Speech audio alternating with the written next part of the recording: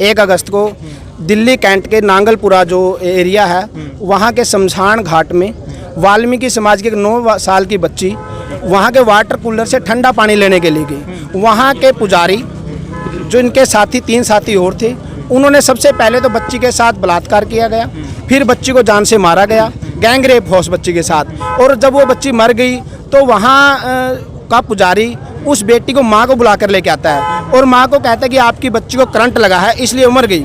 तो उसके बाद पुजारी ने कहा, जब माँ ने ये कहा कि हम अगर करंट लगा तो बच्ची को हॉस्पिटल लेके चलते हैं, तो पुजारी कह रहा है कि अगर आप अपनी बच्ची को अस्पताल लेके जाएंगे तो वहाँ के डॉक्टर इसके सारे पार्ट निकाल कर बेच देंगे, तो इसीलिए आप यहीं चुप रह के बच्ची का अंतिम संस्कार कर दीजिए।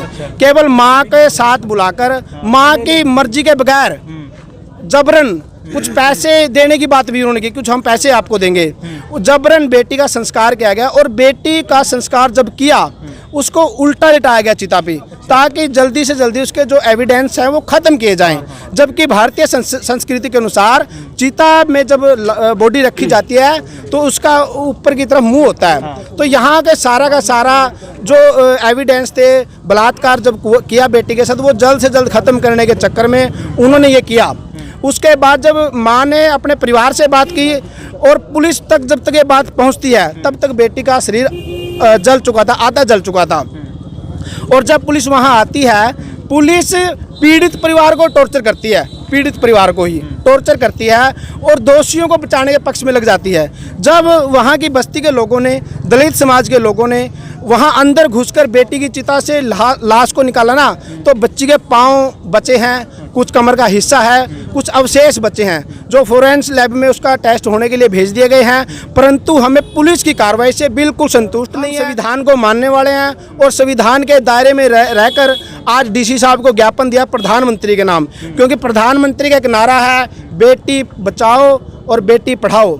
अगर ऐसी दरिंदगी रात के समय में बलात्कार करते और रात को ही बॉडी को नष्ट कर देते हैं, बॉडी को आग के हवाले कर देते हैं, तो क्या ऐसी सरकारों पे हम विश्वास कर पाएंगे? ज्ञापन के जवाब में हमें मिला है कि जल्द से जल्द आपकी बात प्रधानमंत्री तक पहुंचाई जाएगी। हमें इंसाफ चाहिए। किस वास्ते? हमारी बहन के जो दुष्कर्म हुआ है उसका इंसाफ चाहिए। कहाँ? दिल्ली में भी स्पेशल इन्वेस्टिगेशन टीम बिठाई जाए जिसमें कि और भी साथी दलित समाज से भी होंगे तो अपनी बात अच्छे से रख पाएंगे और प्रशासन में हमारी सुनवाई होगी। प्रशासन या मोदी सरकार किसी पर विश्वास नहीं है। छत्तीस बिरादरी धरने पर बैठेगी और दिल्ली जाएगी।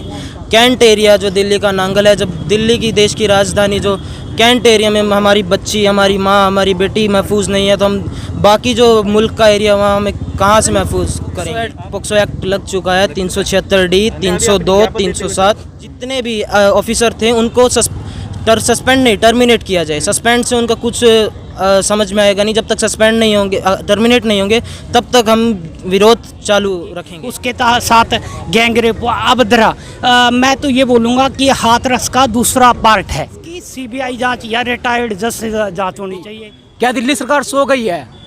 कहाँ गई? केजरीवाल के नारे बेटी पढ़ाओ बेटी बचाओ, कहाँ गए वो केजरीवाल? अगर